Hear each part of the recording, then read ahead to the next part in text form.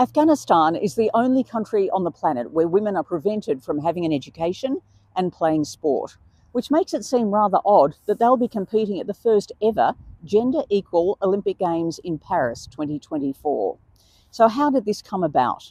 When South Africa had an apartheid regime, they were prevented from competing at the Olympic Games. In fact, their National Olympic Committee was banned from the IOC.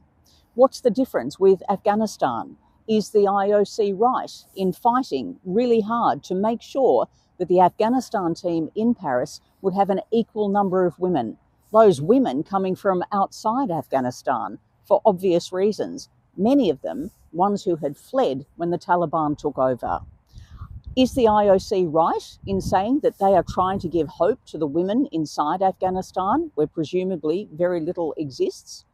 Or is it a cynical exercise so they can say that they have achieved gender equality at an Olympic Games for the very first time?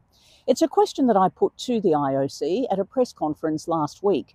I also spoke to Roman Abbasi, who was a former member of Afghanistan's national taekwondo team, a medalist at international events, who was also really active in supporting women in Afghanistan before the Taliban took over. And he had to flee the country along with many of the female athletes because their lives were under threat. Before we hear from Roman, here is the question and the answer from the IOC's spokesperson, Mark Adams, and the Associate Director of NOC Relations, Jerome Pape. Let's go to Tracy Holmes, Sports Ambassador. I'm not sure if that's your title or if that's who you're working for, Tracy, but please go ahead, Tracy. It's definitely not my title. I just want to go back to the Afghanistan question once again, and I know that you've said that you're not recognising any Taliban officials and the NOC is in exile, but the national federations or the sports from which the athletes are coming are very much inside Afghanistan. So I'm just wondering what sort of safeguards have been put in place for the female athletes particularly to make sure that there is no kind of pressure exerted on them in any particular way. And then secondary to that, does it seem a little bit cynical on the IOC's part where you have invited these women, which is great because we're looking at 50-50 in Paris, but they will be representing a country where they're not allowed to go to school and they're not allowed to participate in any sport whatsoever. Thank you. Yeah, I'll pass over to Jerome in a second, but and clearly that is always a dilemma. But I think the choice that we make, and I think it's the right choice, is that we want to show to the world what can be, and that women can compete and should compete from all those countries. And I think that's a very good and strong symbol to send not just to the world, but also obviously to Afghanistan. They will be aware that that is going on. It's a choice and there are trade-offs, but I think we make the right choice. Jerome, can you speak a little bit to safeguards and dealing with the authorities in the country? Yes, so basically what we are doing is, first of all, to continue the dialogue with the local sports authorities, because we believe that this is, the right approach to continue the discussion. We all know that we have not been able to achieve too much so far, but we continue the discussion. And 2 days ago, we had again an online meeting. We keep these regular meetings with them and trying to push for the inclusion of women and young girls in the participation in all the sports activities, etc., in the country. So this is something that we are very much pushing with sports authorities. We know that it is extremely difficult, but at the same time we want to keep this symbol of hope, and that's exactly the reason why since day one it was decided that we would have a gender mixed team for the Paris Games, and that's clearly a symbol of hope. Now the NOC leadership is partly now living in exile, as you probably know. Some of the other leadership of the national federations and the NOC are still based in Kabul. So this is kind of, a mix that we have. But thanks to that and thanks to the leadership that is in exile, we can have this gender mixed team in Paris. Thank you very much for that. Okay, thank you, Tracy. I want to talk to you about the Olympic Games because Paris 2024 is just around the corner. Afghanistan will be competing, and a lot has been made by the International Olympic Committee about Paris being the first Olympic Games in more than 100 years where there will be a gender equality. So every team will have men and women. And I find this a little bit, I don't know what to make of it because I find it concerning in some ways, but also a bit cynical in others that there will be a team from Afghanistan. There'll be 3 men and 3 women.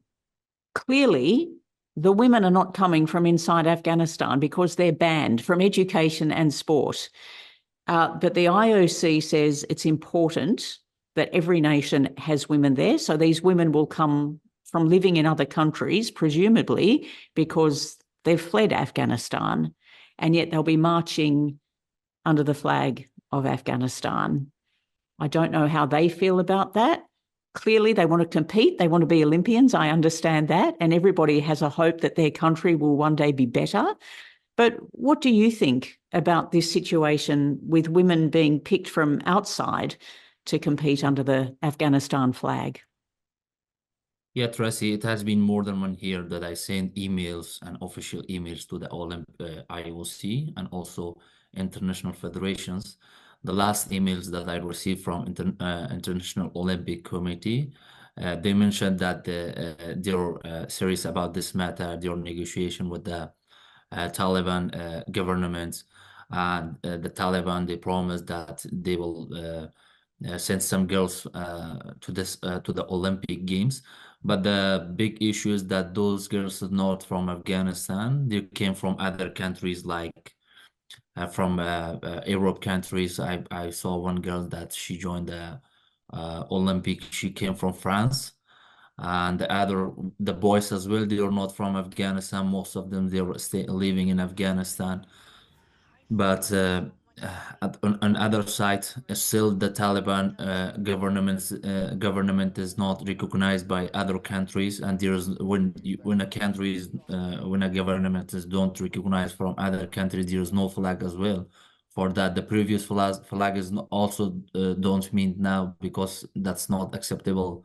And the bad things that still International Olympic Committee, they just focus about Olympic Games. But we were talking about the rights of a sport in Afghanistan for women, not just for one game, just Olympic Games just for 1 month or 1 week or 1 month.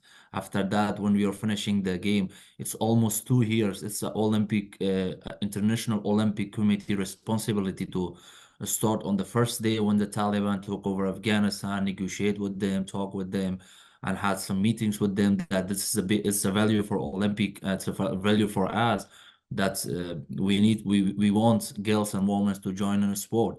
And after 2 years, there's the only thing that their achievement is just the 3 girls participate on Olympic Games, and those girls not from Afghanistan.